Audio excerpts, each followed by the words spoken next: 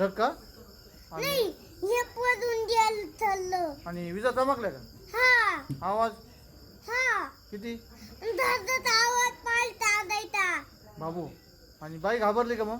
नाही दौडी लावून घेतले तपले वरले झाले कोणचे? आपले. कमून? मग डोळे घातले. नाही बाई विजा चमकली, बाई घाबरली होती का?